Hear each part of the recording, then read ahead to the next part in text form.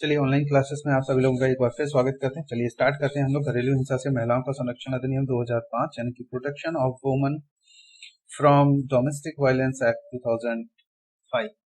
तो सीधे लेके चल रहा हूँ मैं आपको डायरेक्ट की तरफ, जरा नजर डालिएगा एक बार। देखिए आज हम यहाँ पे पढ़ने वाले हैं घरेलू हिंसा से महिलाओं का संरक्षण अधिनियम 2005 और इसके कुछ इंपॉर्टेंट फैक्ट्स हैं जिसके बारे में हम यहाँ पर डिस्कस करना चाहेंगे। अगर हम लोग यहाँ पर चैप्टर की बात करते हैं तो चैप्टर कितने एक बार फिर से रिवाइज कर लीजिए आप लोग। चैप्टर टोटल 5 जिसका आपने शॉर्ट व्यू देखा, और यहाँ पर जो सेक्शन की हम लोग बात करते हैं सेक्शन यहाँ पर 37, और ये इम्प्लाइड हुआ जो इन्फोर्समेंट हुआ इसका 26 ऑफ, जल्दी से बोलो, 26 ऑफ अक्टूबर 2006। एंड नेक्स्ट यहाँ पर जो राष्ट्रपति की यहाँ पर परमिशन मिली है उसके लिए यहाँ पर हम बात करेंगे, जैसे कि आप यहाँ पर देख पा रहे हैं 13 ऑफ सितंबर 2005 को एप्लीकेबल हुआ। कब? ये 26 ऑफ अक्टूबर 2006 को।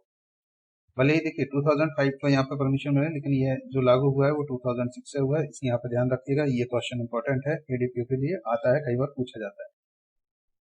अब सबसे पहले हम इसके प्रियम्बल के बारे में थोड़ा सा पढ़ लेते हैं कि इस एक्ट को बनाने का मेन मोटिव क्या था और हम इसे क्यों यहाँ पे लागू किया गया। तो देखिए जरा ध्यान दीजिएगा। जैसे कहा गया कि ऐसी महिलाओं के जो कुटुंब के भीतर होने वाली किसी प्रकार की हिंसा से पीड़ित हैं, कुटुंब का मतलब यहाँ पर हम परिवार से लेते हैं, यानी कि संविधान के अधीन प्रत्याभूत अधिकारों के अधिक प्रभावी संरक्षण और उससे संबंधित या उसके आनुषंगिक विषयों का उपबंध करने के लिए अधिनियम।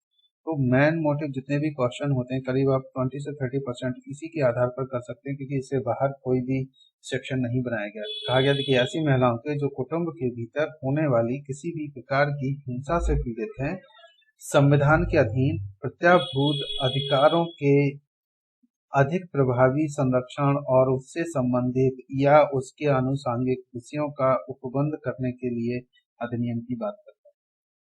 अगला यहाँ पे जरा ध्यान दीजिएगा। भारत गणराज्य के 56वें वर्ष में संसद द्वारा निम्नलिखित रूप में यह अधिनियमित हो। तो चैप्टर फर्स्ट पर एक नजर डालिए। यहाँ पर सेक्शन फर्स्ट और सेकंड केवल हमें दो ही पढ़ना है। तो सबसे पहले हम सेक्शन फर्स्ट की बात कर लेते हैं। सेक्शन फर्स्ट का सब क्लोज फर्स्ट पर नजर डालिए। इस अधिनियम का संक्षिप्त नाम घरेलू हिंसा से महिलाओं का संरक्षण अधिनियम 2005 है। नाम आपको मालूम चल गया, जैसे कि हम शुरू में पढ़ चुके हैं। तो सेकंड पर हम यहाँ पे बात करने वाले हैं। इसका विस्तार जैसे कि यहाँ पे देख पा रहे हैं, जम्मू कश्मीर राज्य के सिवाय संपूर्ण भारत पर है। ये लाइन अमेंडेड हो गई है, अमेंडमेंट हो गया इसमें 2019 में जो अमेंडमेंट हुआ है उसमें यहाँ पर ये जम्मू कश्मीर राज्य के सिवाय की जो बात की गई थी इसे रिपील कर दिया गया, और इसकी जगह आपको जो मिलेगा अब ये संपूर्ण भारत पर एप्लीकेबल होता है। इसकी अगर आप लोग डिटेल देखना चाहें तो मैं आपको दिखाना चाहूंगा, जरा ध्यान दीजिएगा। यहाँ पर जो जम्मू कश्मीर पुनर्गठन अधिनियम है, जैसा कि आप ये पढ़ पा रहे हैं, देखिए जरा ध्यान दीजिए। The Jammu and Kashmir recognisation act 2019, ये एक्ट नंबर 34 एंड 2019 का था, जो कि 9 अगस्त 2019 से को इसको परमिशन मिली। अब यहाँ पर हम सीधे चलते हैं, क्या डोमेस्टिक वायलेंस को इसमें अमेंड किया गया। तो इसकी जो सेक्शन 95 है उसके यहाँ पर जो टेबल नंबर 1 है उसमें यहाँ पर अमेंडमेंट किया गया, जैसे कि मैं आपको यहाँ पर दिखाना चाहूंगा। देखिए जरा ध्यान दीजिएगा। ये सीरियल नंबर आप देख पा रहे होंगे जैसे 87। अब जरा नजर डालिए यहाँ पर, देखिए सेक्शन 87, ये जो यहाँ पर 87 है, यहाँ पर सीरियल नंबर, इसको देखिए। The protection of woman from domestic violence act 2005। तो यहाँ पर बात की गई इन सब सेक्शन 2 और section first word except the state and Jammu Kashmir shall be omitted. जैसा कि आप यहाँ पर साथ साथ देख पा रहे हैं कि जो Jammu Kashmir except the state of Jammu Kashmir जो वर्ड था उसको क्या कर दिया गया, ओमिटेड कर दिया गया, यानी रिपील कर दिया गया। पहले था अब नहीं है। और कौन सा? The protection of woman from domestic violence act 2005। तो चलिए यहाँ पे नजर डालते हैं हम लोग। देखिए जैसे कि यहाँ पर आप पढ़ रहे थे सेक्शन 2, इसका विस्तार जम्मू कश्मीर राज्य के सिवाय जो शब्द है इसको हम अगर यहाँ से हटा दें तो क्या हो जाएगा, इसका विस्तार जम्मू कश्मीर, इसका विस्तार जो है ना संपूर्ण भारत पर है। ये क्लियर हो गया। चलिए आगे चलते हैं। यह उस तारीख को प्रवृत्त होगा जिसे केंद्रीय सरकार राजपत्र अधिसूचना द्वारा नियत करे। तो जैसे कि जस्ट हमने यहाँ पर अभी बात की गई थी 26 6 अक्टूबर 2006 ये डेट यहाँ पर की गई और इस डेट से ये एप्लीकेबल हो गया अब संपूर्ण भारत पर। चलिए जरा ध्यान दीजिए। नेक्स्ट हम लोग यहाँ पर बात जो इंग्लिश मीडियम के हैं वो भी थोड़ा सा ध्यान दीजिए। ठीक है, यहाँ पर जो हम ये एक्ट पढ़ने वाले हैं सेक्शन फर्स्ट की एक बार यहाँ पर देख लेते हैं। देखिए आप पढ़ रहे हैं यहाँ पर protection of women from domestic violence act 2005, act number 43 and 2005। इसको 13 सितंबर 2005 को राष्ट्रपति की परमिशन मिली है और 26 अक्टूबर 2006 को ये पूरे भारत पर एप्लीकेबल हो गया। चलिए जरा ध्यान दीजिएगा यहाँ पर सेक्शन फर्स्ट पर एक बार हम लोग यहाँ पर नजर डाल लेते हैं। जैसे कि यहाँ पर कहा गया short title, extent and commitment, तीन चीजों की बात की गई। शॉर्ट टाइटल क्या है, एक्सटेंट क्या है एंड कमिटमेंट। सब क्लोज आप फर्स्ट पढ़ रहे हैं। दिस एक्ट में be called the protection of women from domestic violence act 2005। कहा गया it extend to whole of India except the state of Jammu Kashmir. तो यहाँ पर स्टेट ऑफ जम्मू कश्मीर है, इसको रिपील कर दिया गया 2019 के एक्ट के अकॉर्डिंग, जैसे कि आप यहाँ पर देख पा रहे हैं।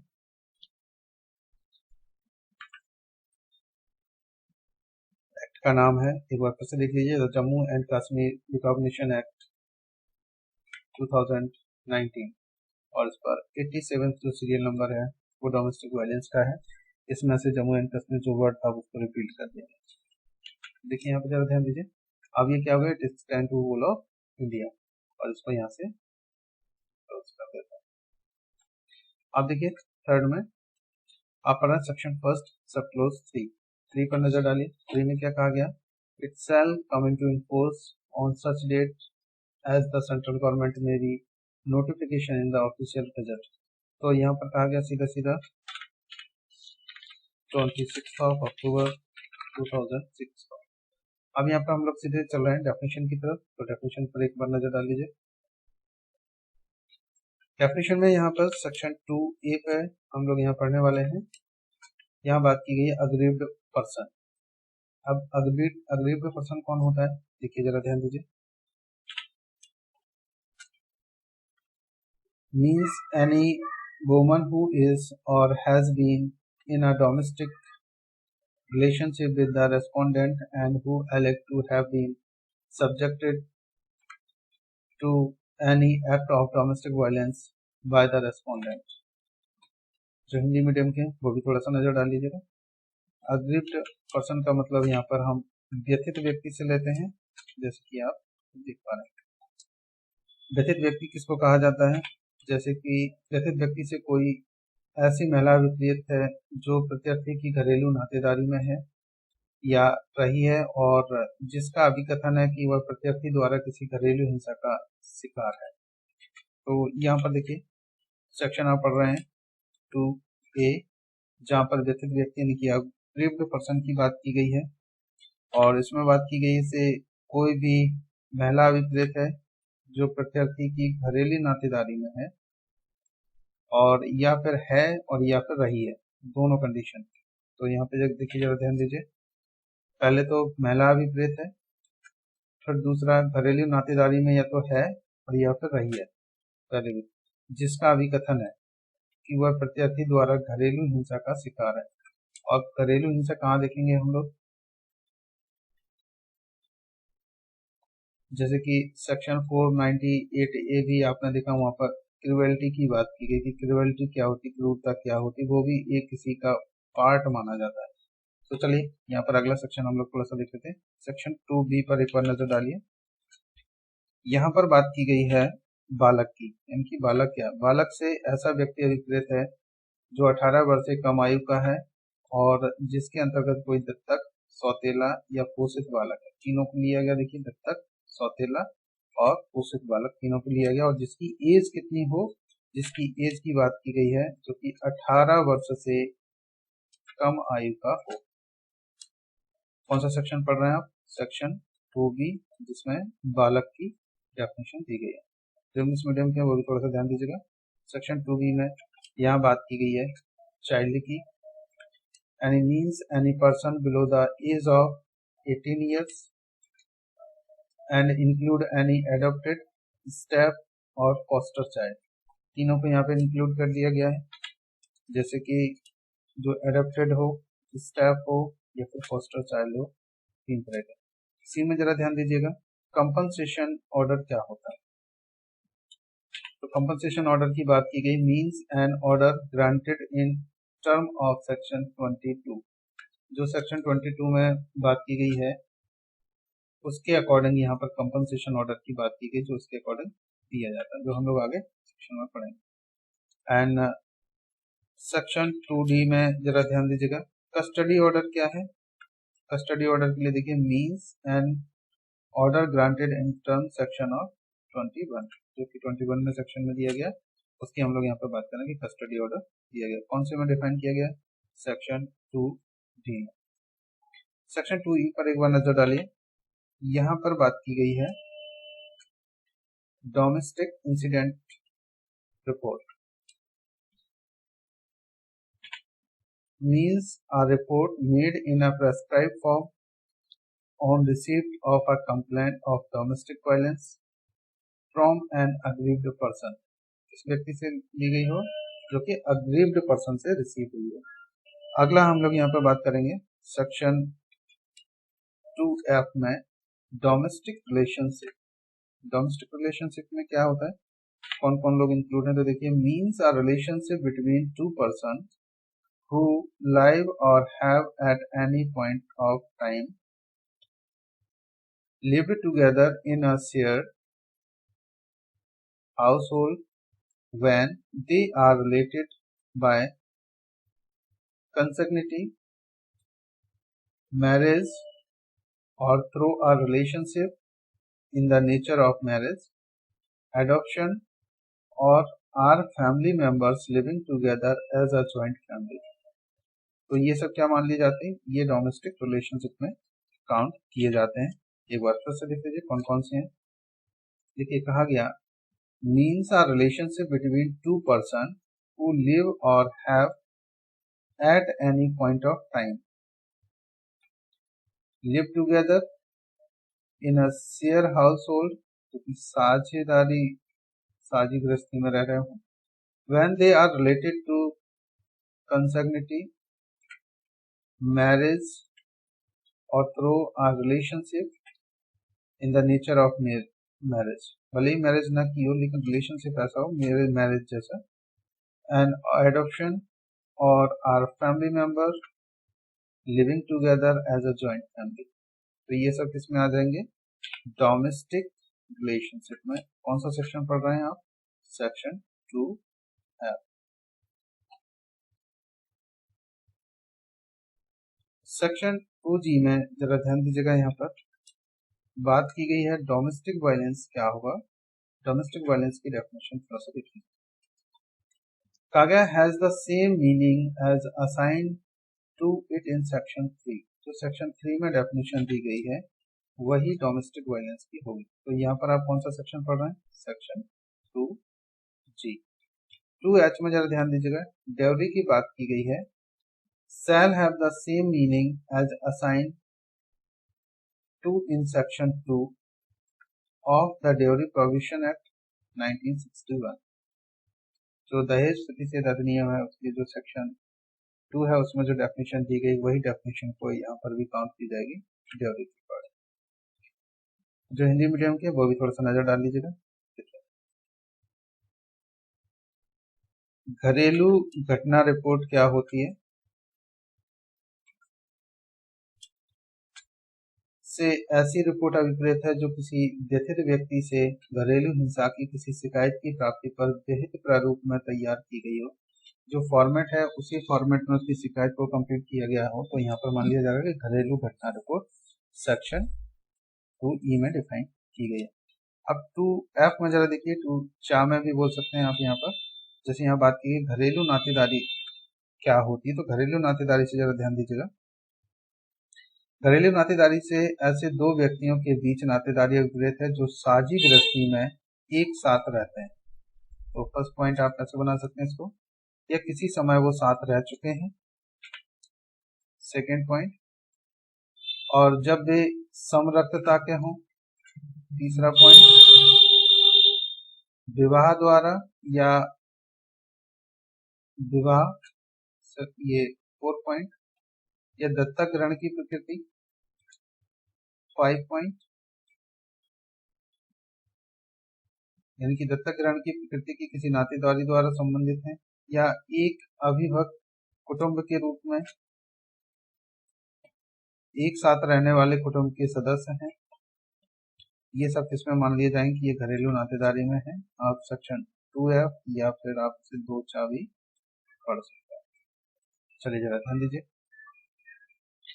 सेक्शन 2 में जरा ध्यान दीजिएगा, घरेलू हिंसा की बात की गई है, वही अर्थ है जो धारा 3 में दिया गया है। सेक्शन 2 में यहाँ पे बात की गई है दहेज की, वही अर्थ होगा जो दहेज प्रतिषेध अधिनियम 1961 की धारा 2 में दिया गया है उसके अनुसार। चलिए अब हम यहाँ पे बात करने वाले हैं नेक्स्ट सेक्शन 2 की, जो कि यहाँ पर बात कर रहे हैं मजिस्ट्रेट के बारे में कि जो मजिस्ट्रेट क्या है। तो देखिए जरा ध्यान दीजिए, यहाँ पर मजिस्ट्रेट से उस क्षेत्र पर जिसमें व्यथित व्यक्ति अस्थायी रूप से या अन्यथा निवास करता है या जिसमें प्रत्यार्थी निवास करता है या जिसमें घरेलू हिंसा का होना अभिकथित किया गया है, दंड प्रक्रिया संहिता 1973 के अधीन अधिकारिता का प्रयोग करने वाला यथास्थिति प्रथम वर्ग न्यायिक मजिस्ट्रेट या महानगर मजिस्ट्रेट अभिप्रेत है। तो यहाँ पर देखिए जो घरेलू हिंसा का संबंधित जो केस हैं, तो दंड प्रक्रिया संहिता 1973 के अधिकारिता का प्रयोग करते हैं, और जो कि प्रथम वर्ग न्यायिक मजिस्ट्रेट हो सकते हैं या फिर महानगर मजिस्ट्रेट हो सकते हैं, इनमें से ये दोनों ही लोग यहाँ पर मजिस्ट्रेट की कैटेगरी में आएंगे, यानी कि इनको कहा जाएगा कि ये मजिस्ट्रेट है सेक्शन 2 डोमेस्टिक वायलेंस एक्ट के अकॉर्डिंग। चलिए जरा ध्यान दीजिएगा, नेक्स्ट यहाँ पर हम लोग बात करने वाले जो इंग्लिश मीडियम के, वो भी थोड़ा सा ध्यान दीजिएगा। मजिस्ट्रेट की जो डेफिनेशन दी गई है उस पर एक बार नजर डाल लीजिए। यहाँ बात की गई है, means the judicial magistrate of the first class or as the case may be the metropolitan magistrate exercising jurisdiction under the Code of Criminal Procedure 1973 in the area where the aggrieved person reside temporarily, जहाँ पर aggrieved person जो temporarily reside कर रहा है वो, और otherwise or the respondent reside or the domestic violence is alleged to have taken place, जहाँ पर domestic violence की घटना घटी हो वो, या कोई भी ऐसी प्लेस है जहां पर जो टेम्परेरी डिसाइड कर रहा हो कौन, अग्रीव पर्सन या रेस्पोंडेंट में से कोई भी रह रहा हो, तो क्रिमिनल प्रोसीजर 1973 के अकॉर्डिंग यहाँ पर मजिस्ट्रेट माना जाएगा, चाहे वो मेट्रोपॉलिटन मजिस्ट्रेट हो या फिर magistrate of the first class हो, दोनों को ही यहाँ पर देखिए judicial magistrate of the first class और मेट्रोपॉलिटन मजिस्ट्रेट, ये दोनों जो कि exercising jurisdiction under the code of criminal procedure 1973 section 2I के अकॉर्डिंग। अब 2J में जरा ध्यान दीजिएगा, यहाँ पर बात की गई है मेडिकल फैसिलिटी।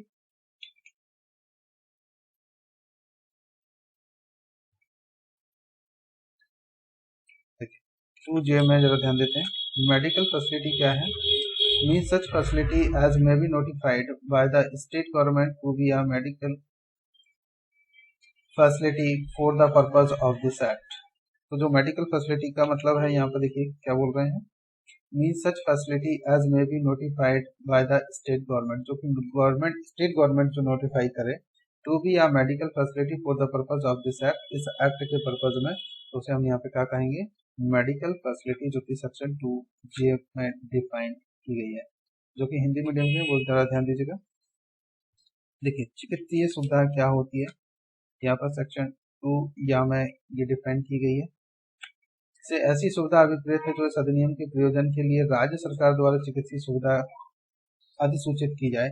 इस एक्ट में जो चिकित्सीय सुविधाओं की जो फैसिलिटी की बात की गई है 2J में ये डिफाइन किया गया, वो सारी सुविधाएं यहाँ पर इंक्लूड की गई हैं, इसमें जो राज्य सरकार नोटिफिकेशन के द्वारा घोषित करे। आप जरा ध्यान दीजिएगा, 2टा में हम लोग पढ़ने वाले हैं धनी अनुतोष। धनी अनुतोष क्या होता है, जो फाइनेंशियली जो रिलीफ होता है उसे हम लोग यहाँ पर धनी अनुतोष के बारे में जानते हैं। आप पढ़ रहे हैं सेक्शन 2 का टा, से ऐसा प्रतिकार अभिप्रेत है जिसके लिए कोई मजिस्ट्रेट घरेलू हिंसा के परिणाम स्वरूप व्यथित व्यक्ति द्वारा उपगत व्ययों और सहन की गई हानियों को पूरा करने के लिए इस अधिनियम के अधीन किसी अनुतोष की इच्छा करने वाले आवेदन की सुनवाई के दौरान किसी प्रक्रम पर व्यथित व्यक्ति को संदाय करने के लिए प्रत्यार्थी को आदेश दे सकेगा, कौन, मजिस्ट्रेट। अब यहाँ पर जरा ध्यान दीजिएगा एक बार, फिर से मैं रिपीट कर रहा हूँ, क्या कहा गया, धनी अनुतोष से ऐसा प्रतिकर अभिप्रेत है जिसके लिए कोई मजिस्ट्रेट घरेलू हिंसा के परिणाम स्वरूप व्यथित व्यक्ति द्वारा उपगत व्ययों और सहन की गई हानियों को पूरा करने के लिए इस अधिनियम के अधीन किसी अनुतोष की इप्सा करने वाले आवेदन की सुनवाई के दौरान, देखिए कैसा प्रतिकर, जिसके लिए कोई मजिस्ट्रेट घरेलू हिंसा के परिणाम स्वरूप जो व्यथित व्यक्ति है उसको जो उसके जो खर्चे हैं, उसके जो व्यय हुए हैं, उनको सहन करने की गई जो हानियां हैं, उनके लिए कोई अनुतोष की बात करता है, कोई रिलीफ की बात करता है, तो यहाँ पर उस आवेदन को सुनवाई के दौरान में ऐसा किया जाता है। तो कहा गया कि किसी भी प्रकरण पर व्यथित व्यक्ति को संदाय करने के लिए प्रत्याशी को आदेश दे सके। चलिए जरा ध्यान दीजिएगा। नेक्स्ट, अधिसूचना। अधिसूचना क्या होता है? अधिसूचना से राजपत्र में प्रकाशित कोई अधिसूचना अभिप्रेत है जो अधिसूचित पद का तदनुसार अर्थ लगाया जाएगा। इस देखिए जो नोटिफिकेशन निकाला जाता है कि जैसे यहाँ पर हमने पढ़ा अभी चिकित्सा के बारे में कि कौन कौन सी चिकित्सा हो, इसके बारे में राजपत्र में अधिसूचना निकाली जाती है कि कौन कौन सी वो होंगे जो नया मेडिकल रिलीफ दी जाएंगे या कोई भी चीजें जो भी निकाली जाएंगी अधिसूचना में, वो यहाँ पर इनको अधिसूचना कहा जाता है। देखिए जरा ध्यान दीजिएगा, जो इंग्लिश मीडियम के वो भी ध्यान दीजिए। यहाँ पर सेक्शन आप 2K पढ़ रहे हैं, 2K में आप बात कर रहे हैं मॉनेटरी रिलीफ की, और यहाँ पर हम लोग बात करने वाले हैं, देखिए जरा, means the compensation which the magistrate may order the respondent to pay to the aggrieved person, जो respondent to pay the aggrieved person at any stage during the hearing of an application seeking any relief under this act to meet the expenses incurred and the losses suffered by the aggrieved person as a result of the domestic violence। जो domestic violence के relation है या जो जिस समय hearing चल रही है उस ड्यूरेशन में जितना भी नुकसान उसको हुआ अग्रीड पर्सन को, उसको रिलीफ दिलाने के लिए जो फाइनेंशियली जो आदेश किए जाते हैं वो यहाँ पर कहा जाता है कि ये मॉनेटरी रिलीफ है। सेक्शन 2K में आप यहाँ पर पढ़ रहे हैं। 2I में देखिए नोटिफिकेशन की बात की गई। नोटिफिकेशन जैसा कि आप समझते हैं किसी भी राजपत्र में निकालना किसी कोई भी इंफॉर्मेशन के लिए, तो कहा जाता है means a notification publish in official gazette and the expression notified shall be constitute accordingly.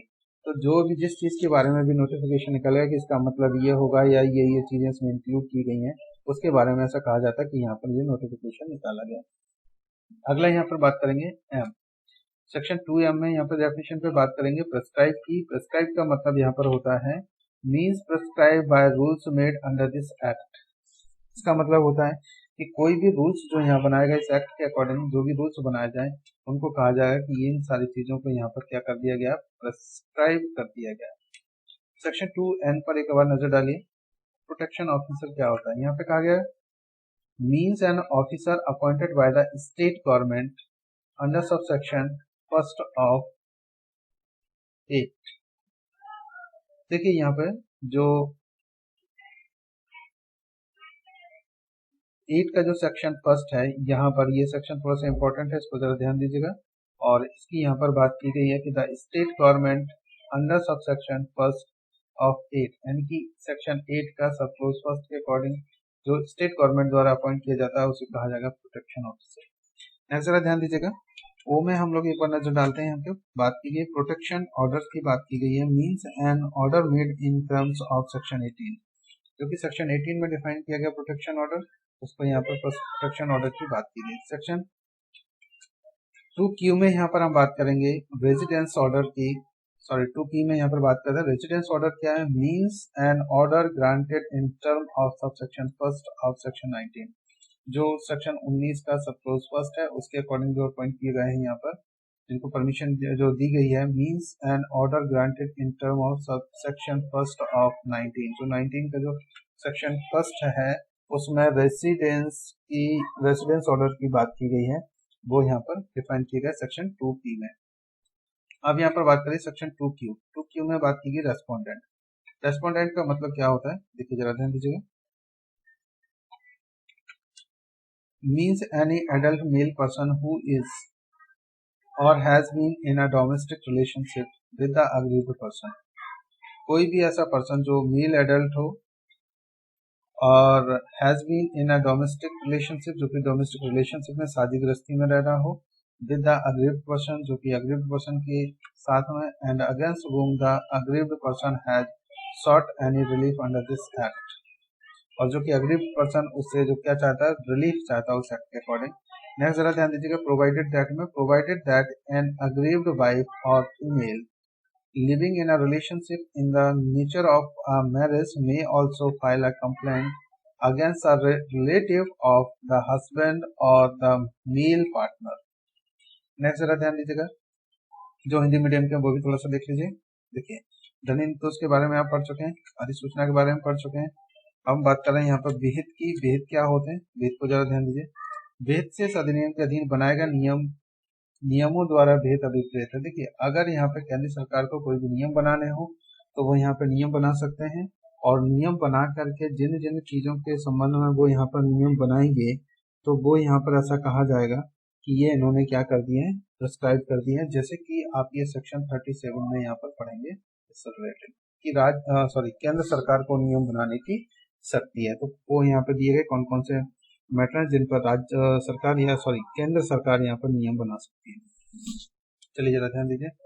तो हम यहाँ पर बात करेंगे संरक्षण अधिकारी क्या है। संरक्षण अधिकारी की जो डेफिनेशन दी गई सेक्शन 8 के सब फर्स्ट के अकॉर्डिंग, जो राज्य सरकार द्वारा नियुक्त की गई है वो अधिकारी यहाँ पर अभिप्रेत है। सेक्शन 2 में जरा ध्यान दीजिएगा, यहाँ पर बात की गई है संरक्षण आदेश की, जो कि धारा 18 के निबंधनों के अनुसार किया गया कोई आदेश अभिप्रेत है। और 2 में यहाँ बात की गई कि निवास आदेश क्या है, जो कि धारा 19 की 1 के निबंधनों के अनुसार दिया गया कोई आदेश अभिप्रेत है। 2 में यहाँ बात किया गया प्रत्यर्थी क्या होता है, रेस्पोंडेंट क्या होते हैं। तो देखिए जरा ध्यान दीजिए, से कोई वयस्क पुरुष अभिप्रेत है जो व्यथित व्यक्ति की घरेलू नातेदारी में है या रहा है, क्योंकि ये तो है या फिर रहा है, दोनों कंडीशन, जिसके विरुद्ध व्यथित व्यक्ति ने इस अधिनियम के अधीन कोई अनुतोष चाहा है, परंतु यह कि कोई व्यथित पत्नी या विवाह की प्रकृति की किसी नातेदारी में रहने वाली कोई महिला भी पति या पुरुष भागीदार के किसी नातेदार के विरुद्ध शिकायत फाइल कर सकेगी। 2 में जरा ध्यान दीजिए, सेवा प्रदाता कौन है कि धारा 10(1) के अधीन रजिस्ट्रीकृत कोई अस्तित्व अभिप्रेत है, जो कि सेवा प्रदाता कहा जाता है यहाँ पर। चलिए अब जरा ध्यान दीजिएगा, साझी गृहस्थी क्या होती है इसके बारे में हम लोग थोड़ा सा पढ़ लेते हैं। 2 में यहाँ पर दिया गया सेक्शन 2 में ये डिफाइन किए गए। देखिए, से गृहस्थी अभिप्रेत है जहाँ व्यथित व्यक्ति रहता है या किसी घरेलू नातेदारी में या तो अकेले या प्रत्यर्थी के साथ किसी प्रक्रम पर रह चुका है, ये तो रहता है या रह चुका है, और जिसके अंतर्गत ऐसी गृहस्थी भी है जो चाहे उस व्यथित व्यक्ति और प्रत्यर्थी के संयुक्तता स्वामित्व या किराएदारी में है या उनमें से किसी के स्वामित्व या किराएदारी में है, जिसके संबंध में या तो व्यथित व्यक्ति या प्रत्यर्थी या दोनों संयुक्त रूप से या अकेले कोई अधिकार, हक, हित या साम्य रखते हैं, और जिसके अंतर्गत ऐसी गृहस्थी भी है जो ऐसे अविभक्त कुटुंब का अंग हो सकती है, जिसका प्रत्यर्थी इस बात पर ध्यान दिए बिना कि प्रत्यर्थी या व्यथित व्यक्ति का उस गृहस्थी में कोई अधिकार, हक या हित है, एक सदस्य है। तो यहाँ पर देखिए, साझी गृहस्थी का मतलब जो साथ में रहते हों एक साथ, चाहे वो स्वामित्व के में रह रहे हों या किराएदारी में हो, उससे कोई मतलब नहीं है। पर यहाँ पर नातेदारी में, जैसे कहा गया किसी घरेलू नातेदारी में या तो अकेले या प्रत्यर्थी के साथ किसी भी प्रक्रम पर रह चुका है, या जिसके अंतर्गत ऐसी गृहस्थी भी है जो उस व्यथित व्यक्ति और प्रत्यर्थी के संयुक्त स्वामित्व या किराएदारी में हो, भले ही वो किराएदारी में हो लेकिन फिर भी यहाँ पर मान लिया जाएगा। चलिए अगली जरा ध्यान देते हैं हम लोग, आश्रय गृह क्या होता है, इसके बारे में थोड़ा सा डिस्कस कर लेते हैं। देखिए जरा ध्यान दीजिए,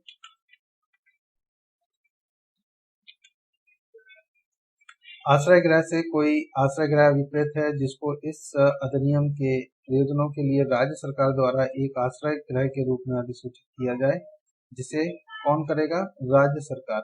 आश्रय का मतलब समझते हैं, जो ऐसी महिलाएं हैं जिनको घर से या कहीं पर उनके रहने की व्यवस्था नहीं है, तो राज्य शासन उनके रहने खाने की व्यवस्था कैसे उसमें कर देते हैं। इनको आप आश्रम भी कह सकते हैं, गृह आश्रय भी, आश्रय गृह भी को बोल सकते हैं।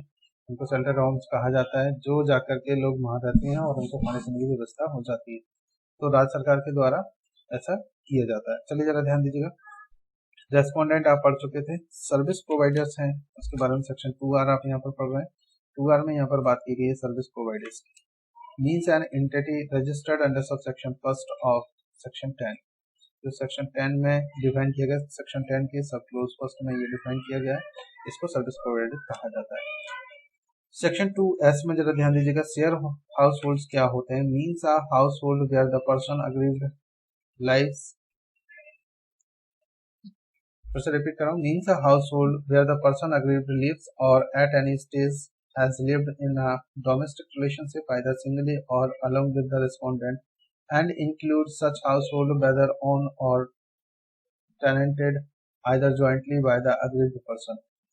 भले देखिए, भले ही वो किराए के मकान में हो या सिर्फ मकान में हो, पर साथ में जहाँ पर भी रहे हैं वहां पर उनको कहा जाएगा साझी गृहस्थी के अकॉर्डिंग। एंड द रेस्पोंडेंट और ओन और tenanted by either of them respect of which either the aggrieved person or the respondent or both jointly or singly have any right, title, interest or equity and include such a household which may belong to the joint family of which the respondent is a member, irrespective of whether the respondent or the aggrieved person has any right, title or interest in the share household। तो जो लोग share household में रहते हैं उनको कहा जाता है, जो एक साथ गृहस्थी में रह रहे हैं, किसी भी प्रकार से रह रहे हो, तो भी चाहे वो किराएदारी में हो चाहे वो सेल्फ के मकान में हो, तो यहाँ पर मान लिया जाएगा कि ये शेयर हाउसहोल्ड में साझी गृहस्थी में है। सेक्शन 2S ये थोड़ा सा इंपॉर्टेंट है, इस पर थोड़ा सा ध्यान रखिएगा। सेक्शन 2S में ये डेफिनेशन पूछी जा सकती है और VIP इसको कर सकते हैं। सेक्शन 2T में जरा ध्यान दीजिएगा, shelter home means any shelter home as may be notified by the state government as a shelter home। और यहाँ पर शेल्टर होम की एक लिस्ट बनाएगा, कौन बनाएगा? राज्य सरकार बनाएंगे। और इस लिस्ट के अकॉर्डिंग ही ऐसी महिलाएं जिनको खाने पीने रहने की व्यवस्था नहीं होती है और उनके आवेदन पर उन्हें शेल्टर होम के लिए भेजा जा सकता है। तो आप ये सेक्शन 2T पढ़ रहे थे। तो यहाँ पर आज आपने पढ़ा सेक्शन 1 और 2 दोनों आपके कंप्लीट हो गए। इससे रिलेटेड किसी को कोई क्वेश्चन पूछना हो तो प्लीज बताइए। हाँ जी मैम, कोई क्वेश्चन आप लोगों को? नहीं? अच्छा, अब मैंने जो आपको एक चार्ट मैंने भेजा हुआ था उसको थोड़ा सा एक बार नजर डाल लीजिएगा आप लोग। अब इन सेक्शंस को आपको इसी टाइप से बनाना है जैसे कि मैंने आपको ये दिखाया हुआ था। ये देखिए, हाँ ये वाला है, इसको आप एक बार देख पाएंगे। देखिए, ए से लेकर के CC, फिर DD, फिर MM, फिर N, फिर PP, RR, SS, इसको आप ऐसे बना लीजिए। और ए का मतलब क्या है? अग्रीव्ड पर्सन 2A, और 2 जो C का मतलब है यहाँ पर चाइल्ड, जो कि 2B में डिफाइन किया गया। ऐसे ही ये पूरा आपको यहाँ पे बनाना है, ऐसे ये आसान हो जाएगा और इसलिए आपको याद हो जाएगा कौन से सेक्शन में क्या दिया। बस इसको एक बार बनाने में और एक दो बार रिवाइज करने में फिर केवल आपको इतना सा ये जो फॉर्मूला बताया गया, इस फॉर्मूले को अगर आप लिख लेते हैं तो आपको आसानी से ये याद रहेगा। चलिए गाइस, मिलते हैं हम लोग नेक्स्ट क्लास में, तब तक के लिए ओके, बाय बाय।